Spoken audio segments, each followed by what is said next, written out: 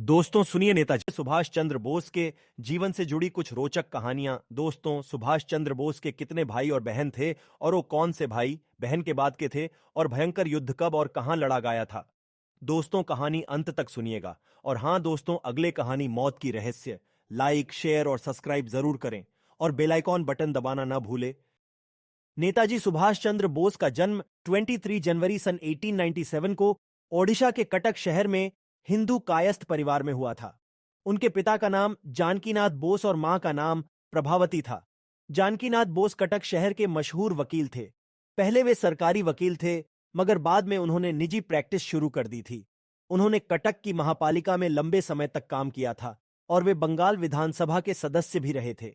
अंग्रेज सरकार ने उन्हें राय बहादुर का खिताब दिया था। प्रभावती देवी के पिता का नाम गंगा नारायण दत्त था। दत्त परिवार को कोलकाता का एक कुलीन परिवार माना जाता था। प्रभावती और जानकीनाथ बोस की कुल मिलाकर 14 संतानें थीं, जिसमें 6 बेटियां और 8 बेटे थे। सुभाष उनकी 9वीं संतान और 5वें बेटे थे। अपने सभी भाइयों में से सुभाष को सबसे अधिक लगाव शरद चंद्र से था। शरद बाबू प्रभावती और जानकीनाथ के दूसरे बेटे थे। सुभाष उन्हें मेजदा कहते थे। शरद बाबू की पत्नी का नाम विभावती था। सुभाष चंद्र बोस भारत के स्वतंत्रता संग्राम के अग्रणी तथा सबसे बड़े नेता थे।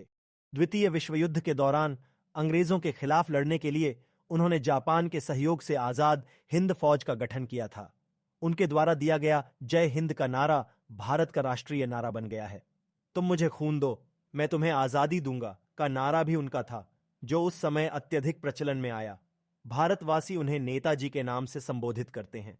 कुछ इतिहासकारों का मानना है कि जब नेताजी ने जापान और जर्मनी से सहायता लेने का प्रयास किया था, तो ब्रिटिश सरकार ने अपने गुप्तचरों को 1941 में उन्हें खत्म करने का आदेश दिया था। नेताजी ने 5 जुलाई 1943 को सिंगापुर के टाउन हॉल के सामने सुप्रीम कमांडर के रूप में सेना को संबोधित करते हुए दिल्ली चलो का नारा दिया और जापानी सेना के साथ मिलकर ब्रिटिश कॉमनवेल्थ सेना से बर्मा सहित इम्फाल और कोहिमा में एक साथ जमकर मोर्चा लिया। 21 अक्टूबर 1943 को बोस ने आजाद हिंद फौज के सर्वोच्च सेनापति की हैसियत से स्वतंत्र भारत की अस्थायी सरकार बनाई, जिसे जर्मनी, जापान, फिलीपींस, कोरिया, चीन, इटली, मांचुको और आयरलैंड सहित 11 देशों की सरकारों ने मान्यता दी थी। जापान ने अंडमान और निकोबार द्वीप समूह इस अस्थायी सरकार को दे दिए। सुभाष उन द्वीपों में गए और उनका नया नामकरण किया।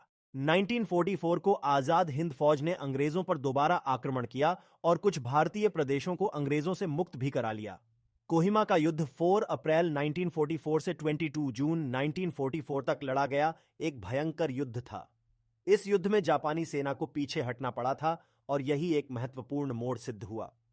6 जुलाई 1944 को उन्होंने रंगून रेडियो स्टेशन से महात्मा गांधी के नाम एक प्रसारण जारी किया, जिसमें उन्होंने इस निर्णायक युद्ध में विजय के लिए उनका आशीर्वाद और शुभकामनाएं मांगी। दोस्तों कहानी ये अच्छी लगी हो तो प्लीज लाइक, शेयर और सब्सक्राइब जरूर करें और बेल आइकॉन बटन दबाना ना भूले, क्योंकि कहानी सबसे पहले आपको मिले। दोस्तों अगले कहानी मौत की रहस्य आप लोगों को फिर मिलूंगा। Thank you. जय हिंद।